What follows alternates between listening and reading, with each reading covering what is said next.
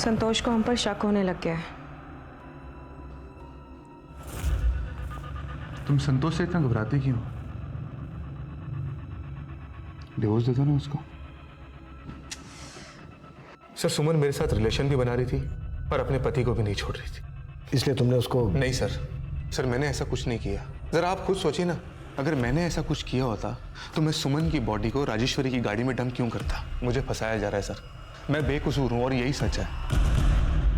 वाह क्या बात है, मेरी और राजेश्वरी की अनबन को बढ़ा चढ़ाकर आप लोगों ने मुझे अंदर करवाने की पूरी कोशिश कर डाली थी। तू अपनी बीवी का मुंह बंद करवा सकता है, लेकिन हम क्यों चुप रहते? जो सच था बोल दिया। आप लोगों ने अखबार नहीं पढ़ा? राजेश्वरी की गाड़ी में एक पुलिस वाली की हत्या हुई है। अच्छा, मतलब उसके साथ भी तेरा चक्कर था? क्या बकवास कर रहे हो दादा, मैं अच्छी तरह समझता हूँ तुम क्या खेल खेल रहे हो। मुझे अंदर करवा के मेरी बीवी को बहका दोगे और वो पुश्तैनी घर खुद हत्या लोगे। अभी निकल यहाँ से, बहुत हो गया तेरा, चल निकल यहाँ से। राजेश्वरी और सुमन की पोस्टमार्टम रिपोर्ट में काफी समानताएं हैं। राजेश्वरी की लाश लाल दुपट्टे से लटकी हुई मिली थी और सुमन के गले के स्ट्रैंगुलेशन मार्क्स में लाल धागे के ट्रेसेस मिले हैं। लेकिन सर सुमन मर्डर की क्राइम लोकेशन पे हमें कोई लाल कपड़ा नहीं मिला है। आखिर किलर के दिमाग में चल क्या रहा था जो उसने इस तरह से? सुमन के कॉल रिकॉर्ड चेक किए मैंने सर, उसके कॉल रिकॉर्ड्स में इस कविता का नंबर मिला है। सुनीता के मर्डर वाले दिन से ही कविता का फोन स्विच ऑफ है और ये नंबर राजापुरी के एड्रेस पर रजिस्टर्ड है। राजापुरी? मर्डर वाले दिन राजेश्वरी को राजापुरी की पार्किंग में देखा गया था उसकी कार के साथ। मुझे इस कविता की सारी इंफॉर्मेशन चाहिए। सर राजेश्वरी के छोटे जीजा कुणाल का इस यूसुफ के साथ कनेक्शन मिला है। यूसुफ शेख? ये तो बैटिंग माफिया है ना? जी सर। पर ये तो काफी दिनों से अंडरग्राउंड था। एक और बात सर पता चला है कि कुणाल राजेश्वरी को पहले से जानता था, कॉलेज में दोनों साथ ही पढ़ते थे।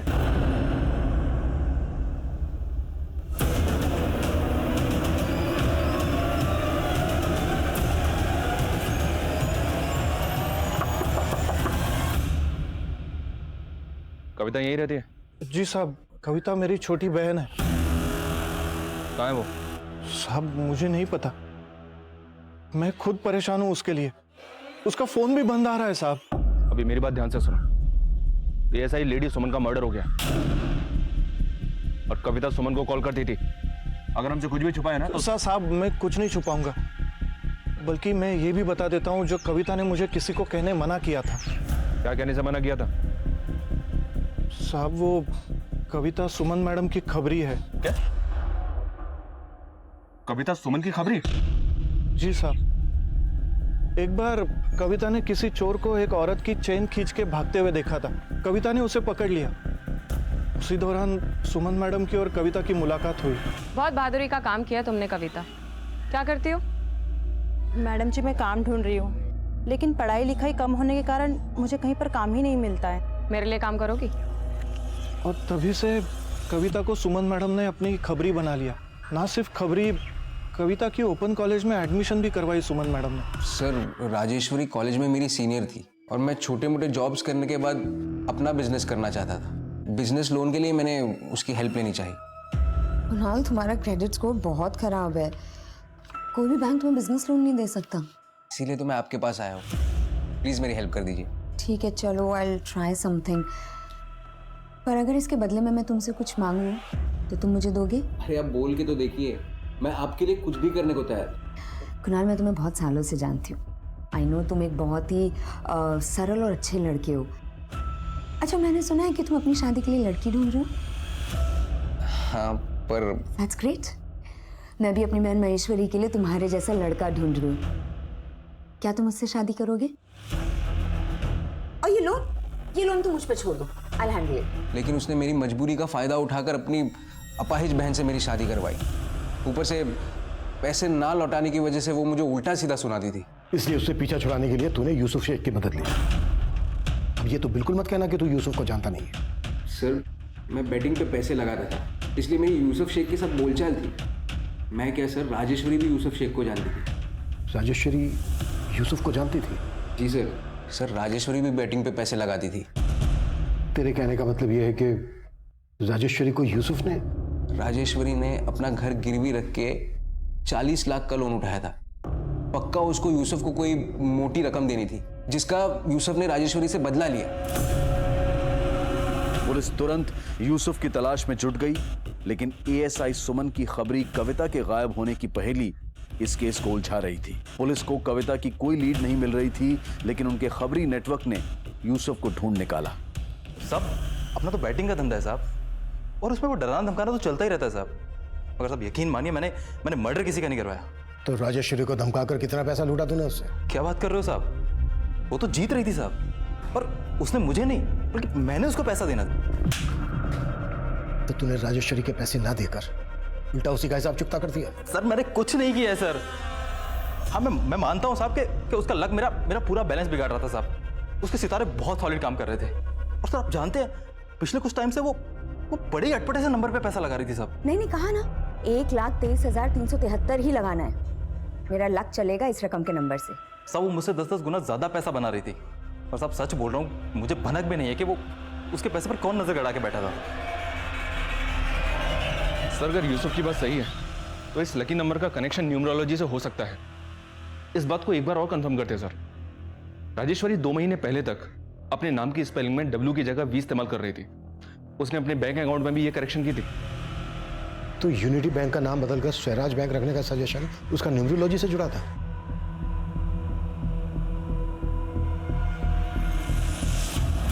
विजय, राजेश्वरी के घर में मैंने एक न्यूमरोलॉजी की किताब देखी थी, वो किताब मंगवाओ, शायद उससे हमें कुछ मिल जाए। सर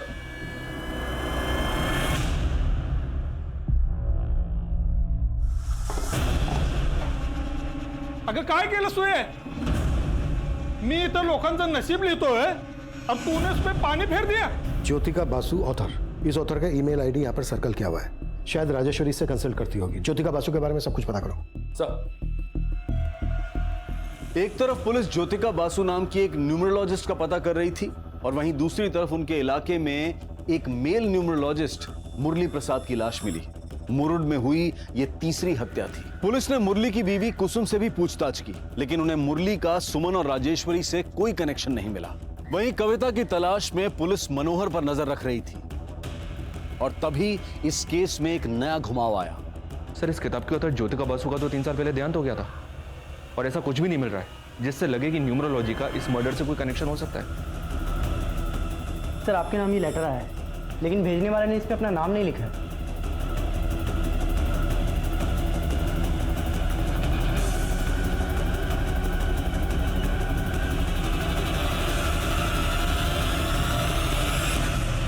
चौंकिए मत, मैं ज्योतिका बसु, राजेश्वरी, सुमन और मुरली की पुंगी मैंने ही बजाई, और 3 मार्च को आपके मुरुड में एक और शहनाई बजाने वाली हूँ। रोक सको?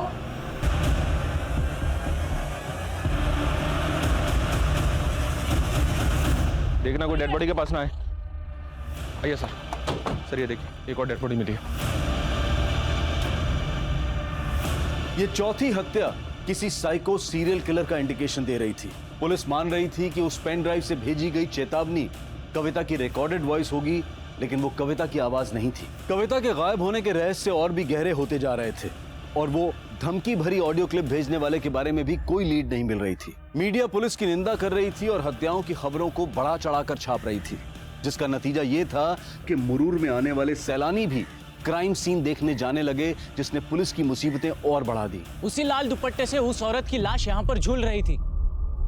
पुलिस को भी कुछ पता नहीं चला। चल रहा है? हाँ, लेकिन जब चल रहे थे आओ काय नहीं साहब, टूरिस्ट लोग का जरा ये लोकेशन जगह दिखने का था ना। तू कुछ भी बोल के इनको घुमाएगा? हाँ, ज्यादा शाड़ा बन रहा है। देख तेरा लाइसेंस कैंसिल करवा दूंगा मैं। अहो ऐका ना साहब, मी काय म्हणतो, चल ए, उसको ले आप लोग भी चलिए। अब इस मर्डर की कहानी ना पुलिस स्टेशन में बताना, समझा? चल काय साहब, हम लोग किधर कुछ बोलते हो तो अखबार में छप के आता है। ये टूरिस्ट लोग इधर आने का जिद करता है, इसके लिए करना, पेट के लिए करना पड़ता है साहब। साहब जाने दीजिए ना साहब, आगे से ऐसी गलती नहीं होगी साहब, जाने दीजिए। हो साहब, सोडून द्या। बघा आता सोडतोय, नेक्स्ट टाइम नाही चालणार। हो चल।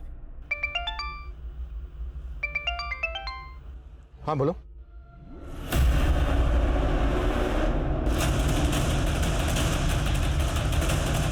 सर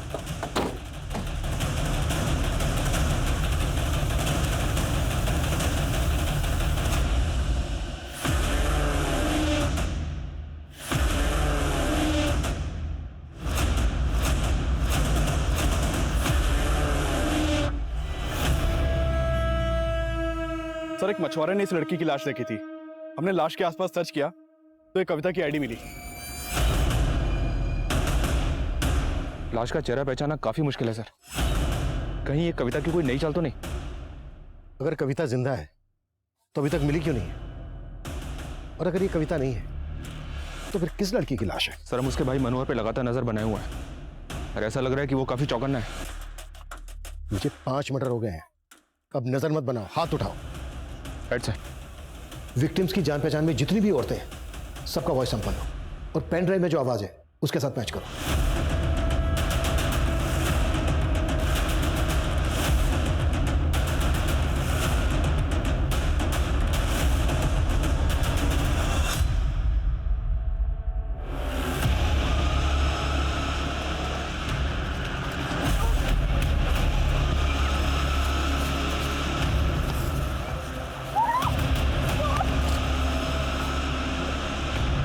अब ये बोलो क्यों किया ये सब, और कौन कौन लोग मिले हुए हैं तुम्हारे साथ? कुसुम जैसी अबला को नहीं मारता मैं साहब, उसकी तो मजबूरी ही मेरा मजा थी। ये राजेश्वरी कैसे मिली तुझे? साहब उसके बैंक में मिली थी। हेलो, हाय, मैं आपका कस्टमर बैंक का, याद है आपको? आपके अकाउंट खुलवाया था। हाँ? अरे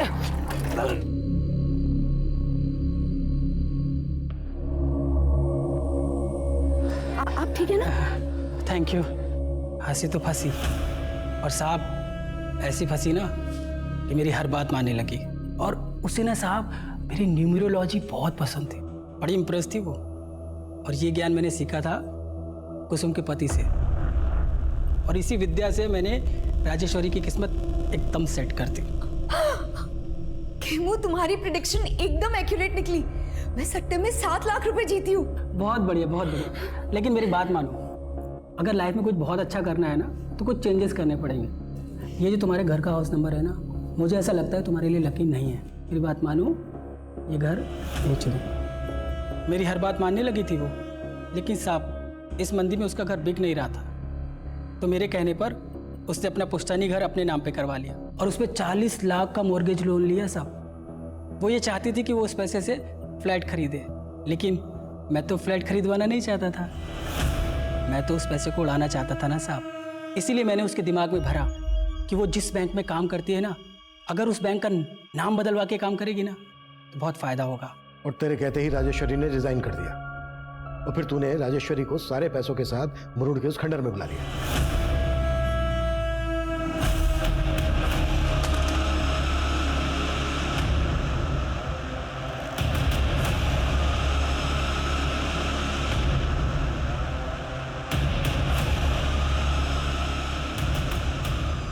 फिर मैंने राजेश्वरी के मोबाइल से उसकी छोटी बहन महेश्वरी को मैसेज किया। आप लोग तो जी जान से केस में लगे हुए थे, पर मैं भी चौकन्ना था, और वो खबरी दुगनी चौकन्नी। मैंने देखा वो लड़की राजेश्वरी की कार का फोटो सबको दिखा रही है, मुझे भी दिखाया।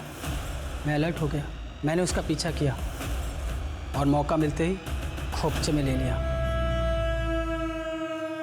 कविता का कॉल पाते ही सुमन राजेश्वरी की कार के पास आ गई, और जब उसे कविता नहीं मिली तो उसने कविता को फ़ोन किया, और तब मैं वहां पहुंच गया। हेलो मैडम, आपकी कविता तो अब रही नहीं। कौन हो तुम? और आप भी अब कहीं की नहीं रहोगे।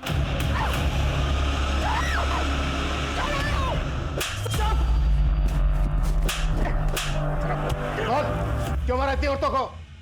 साहब मुझे कामकाजी औरतें बिल्कुल पसंद ही नहीं है। मेरी औरत वो भी जॉब करती थी साहब, और मुझे घमंड दिखाती थी। मैं ठहरा निकम्मा साहब। सबसे पहले मैंने उसका ही घमंड किया, उसको मार के गायब कर दिया। और फिर उसके बाद अंजलि, पुष्पा, मंजू, जाने कितनी आई साहब, सबको मार दिया मैंने। तूने अपने गुरु मुरली को क्यों मारा? आप लोग किलर की तलाश में किसी अंक ज्योतिष को ढूंढ रहे थे ना, तो आपकी तलाश को लाइलाज करने के लिए मैंने अपनी गुत्थी सुलझाना, और इधर मैं कामकाजी औरतों को एक एक करके मारता गया।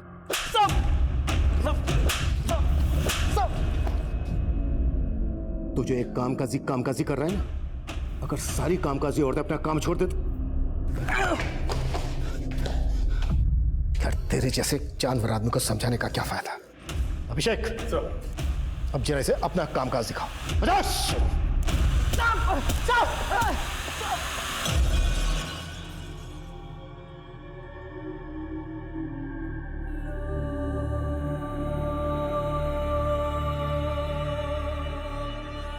औरतों को लेकर खेमू की मानसिकता आज भी हमारे पुरुष प्रधान समाज की वास्तविकता है। खेमू एक ऐसा सिरफिरा था जो अपनी बीवी समेत 15 औरतों का शोषण करके उन्हें मौत के घाट उतार चुका था। खेमू की गिरफ्तारी से हत्या और रेप के कई अनसुलझे केस सुलझ गए जो काफी अरसे से बैकलॉग में थे। कोरोना वायरस से बचाव के लिए सरकार और प्रशासन ने कई कदम उठाए हैं। ये जरूरी है कि हम उनके द्वारा दिए गए निर्देशों का सही तरह से पालन करें, अफवाहों पर विश्वास न करें, डर का माहौल न बनने दें। हमें पूरा विश्वास है कि हम सब एक साथ मिलकर इस आपदा को जड़ से मिटाने में सफल होंगे। अब मैं अनूप सोनी आपसे विदा लेता हूं। फिर मुलाकात होगी क्राइम पेट्रोल सतर्क के ब्लैक हेडलाइंस अध्याय में एक और नए केस के साथ। और याद रखें, क्राइम और आपके बीच में सिर्फ इतना फर्क है कि आप कितने सतर्क हैं। सतर्क रहें, सुरक्षित रहें। जो कुछ भी हुआ था वो महज 2 महीने पहले हुआ था, लेकिन वो क्यों हुआ था, कैसे हुआ था, उसकी हकीकत वाकई हैरत अंगेज थी।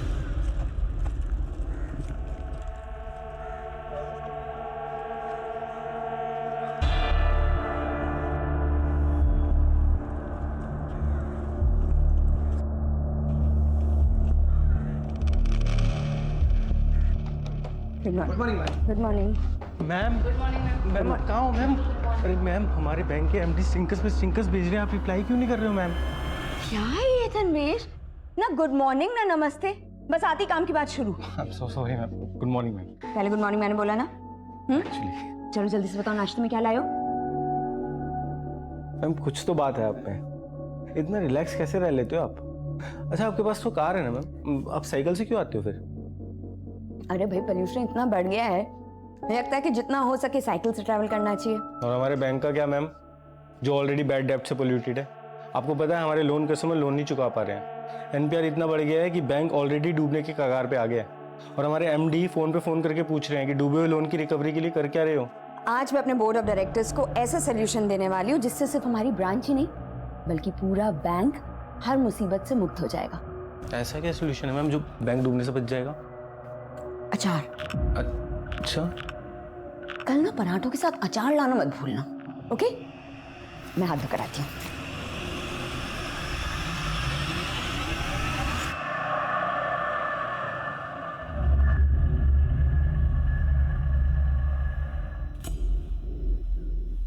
सर, ये मेरी साली है, राजेश्वरी सुडे।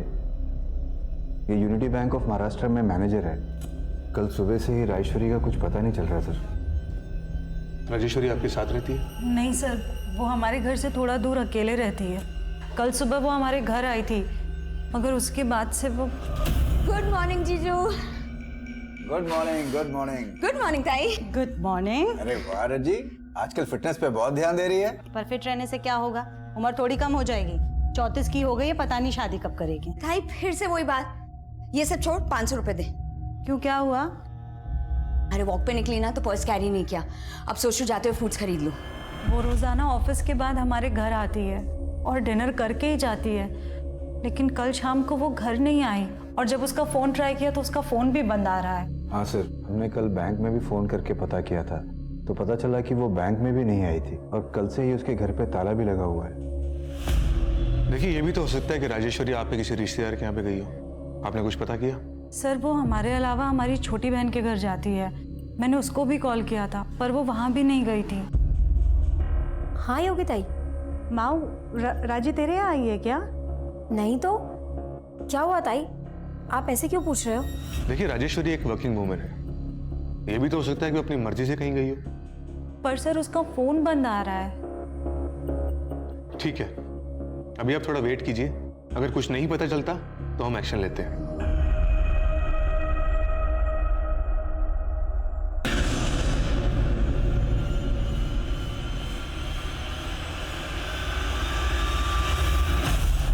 राजेश्वरी की मिसिंग कंप्लेंट्स पर कोई कार्रवाई नहीं की गई और उसकी लाश मुरुंड के एक खंडर में लटकी हुई मिली। क्राइम इतना हीनियस था कि तुरंत इस केस को सुलझाने के लिए महाराष्ट्र पुलिस ने एक एसआईटी गठित की।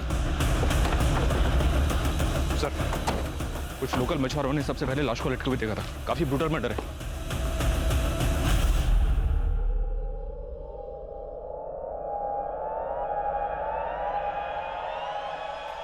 लड़की को नीचे उतारने का इंतजाम करो।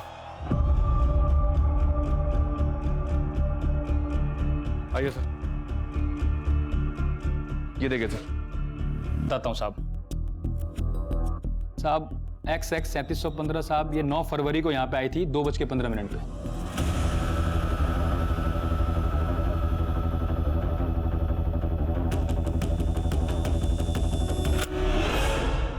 ये तो वही लड़की है जिसकी लाश मिली थी सर। ये गाड़ी कब लेके गई यहाँ से अपनी? साहब 1 मिनट बताता हूँ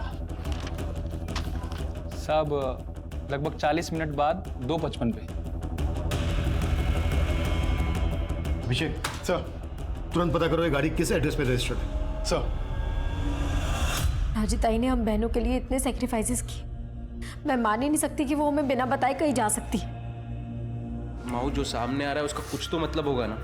तुम्हारे लिए इसका गलत मतलब ही होगा कुणाल, लेकिन इसके पीछे अगर तुम्हारा कोई गलत मकसद हुआ तो। किस मकसद की बात कर रही है आप ताई? तुम तो बात ही मत करो। मैं देखता हूं।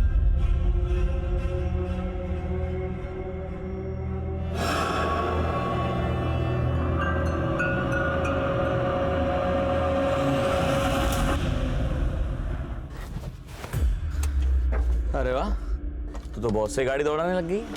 पर अफसरों की गाड़ियां कब तक दौड़ाएगी? मैं क्रिमिनल्स दौड़ाती हूँ। अफसर की गाड़ी दौड़ाने के लिए पुलिस में भर्ती थोड़ी ना हुई थी। ठीक है मैडम, हम जानते हैं आपको खतरों से खेलने का शौक है, पर मेरे बारे में भी तो कुछ सोचो। तेरे बारे में ही तो सोच रही हूँ, इसीलिए तो तुझे ये टेम्पो लेकर दिया है। अच्छा, अब मुझ पे ध्यान देना बंद कर और कमाई पर ध्यान दे। चल मैं निकलती हूँ। Okay madam.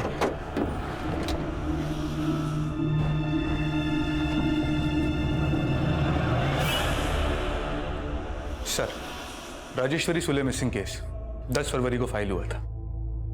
सुमन सर को फाइल देना। सर। तुम टेम्पो भी चला लेती हो? सर एक्चुअली वो टेम्पो मेरे हस्बैंड का है, लेट हो रही थी तो। महेश, राजेश्वरी मर्डर केस में तुम्हारी इन्वेस्टिगेशन कहां तक पहुंची? सर, केस फाइल होने के ठीक बाद ही राजेश्वरी की छोटी बहन को उसका एक मैसेज आया था। सर मैसेज में लिखा था कि राजेश्वरी मुंबई में ही है और कांटेक्ट करेगी कुछ दिनों में। सर, लेकिन राजेश्वरी का फोन लगातार बंद आ रहा था। सिर्फ एक मैसेज करने के लिए वो अपना फोन ऑन करे, ये बात कुछ समझ में नहीं आई, इसलिए हमने उसे घर में भी छानबीन की।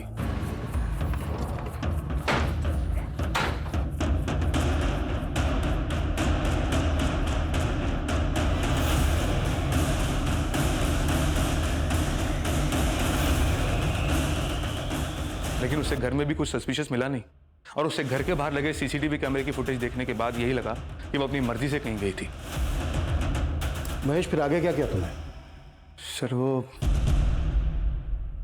क्या वो मतलब आगे कुछ नहीं किया? ये आगे कुछ ना करने का रिजल्ट क्या हुआ मालूम है? राजेश्वरी की लाश मिली। अब यहाँ ही बंदी बंद करो और राजेश्वरी की फैमिली को बनाओ शनाख्त। जाया था, लेकिन हमने उस मैसेज पे भरोसा नहीं किया। पर यहाँ की लोकल पुलिस ने भी राजेश्वरी ताई को ढूंढने में बिल्कुल कोशिश नहीं की। देखिए, इसके लिए हम बहुत शर्मिंदा हैं।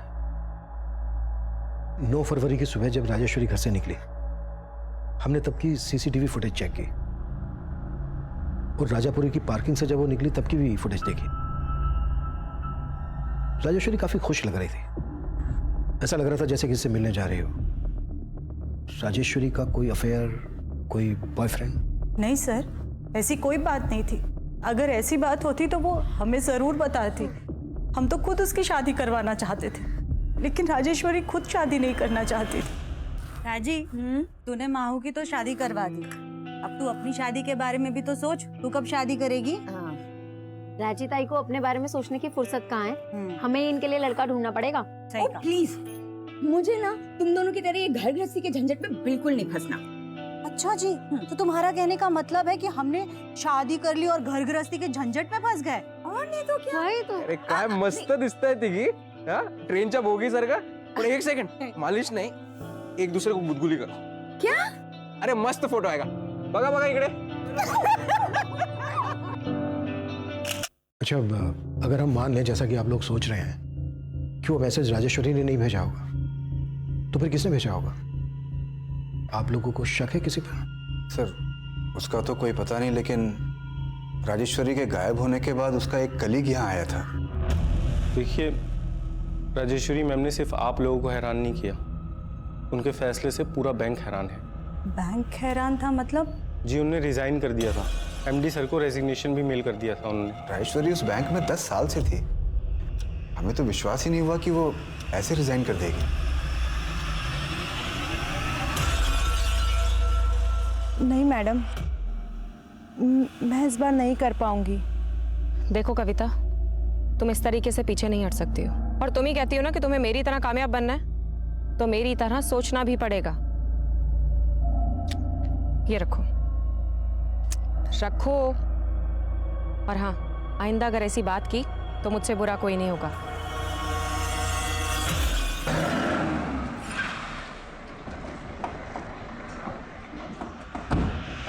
सर, आप गलत समझ रहे हैं सर। राजेश्वरी मैम के गायब होने से पहले ही उन्होंने रिजाइन कर दिया था। 8 फरवरी की शाम को। उस दिन वो ऑफिस में तो थी, खुशी खुशी मुझे सी ऑफ करके गई थी। मैम, कल के ब्रेकफास्ट का मेन्यू ना मैं आपको रात को मैसेज कर दूंगा, आप ना प्रूव कर देना। ठीक है, जो भी है, बस अचार मत भूलना। अचार, राइट, अचार जरूर लेके आऊँगा। तब भी उन्होंने कुछ नहीं बोला सर, और फिर अगले दिन वो ऑफिस ही नहीं आई, और तब मुझे हमारे एमडी ने फ़ोन करके बोला कि उन्होंने रिज़ाइन कर दिया। तो अगर राजेश्वरी ने रिज़ाइन किया है तो रिज़ाइन करने की वजह क्या होगी? Work pressure sir. सर, हमारे बैंक की हालत बहुत ख़राब है सर। कुल मिला के 118 करोड़ रुपए का लोन है जो हम रिकवर नहीं कर पा रहे, और हमारा एमडी रोज़ फ़ोन करके हमें स्टिंकर्स पे स्टिंकर्स भेजता है सर। तो इन डूबे हुए लोन्स के लिए राजेश्वरी कैसे रिस्पॉन्सिबल होगी? सर, अकाउंटेबिलिटी तो ब्रांच मैनेजर की ही होती है, लेकिन मुझे उनके मर्डर के बारे में सुन के ऐसा लग रहा है कि उनके साथ भी चीटिंग हुई है। चीटिंग? कैसी चीटिंग? सर, राजेश्वरी मैम के रिज़ाइन से पहले उनका अकाउंट बैंक बिल्कुल खाली हो गया था। जिस अकाउंट में 2 महीने पहले तक 45 लाख रुपए था, अब 45 रुपए भी नहीं है। राजेश्वरी के अकाउंट में 45 लाख रुपए थे? जी सर, 40 लाख रुपए का उन्होंने मॉर्गेज लोन लिया था। सर, राजेश्वरी के साथ जो भी हुआ ये हमारे लिए भी बहुत शॉकिंग था सर।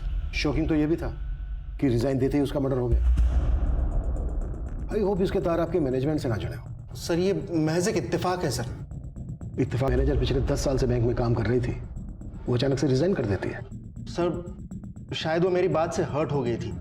सर, मैंने उसे हमारे ब्रांच के लोन डिफॉल्टर्स की रिकवरी के लिए सजेशंस मांगे थे, पर उसने जो भी सजेशंस दिए बहुत बकवास थे।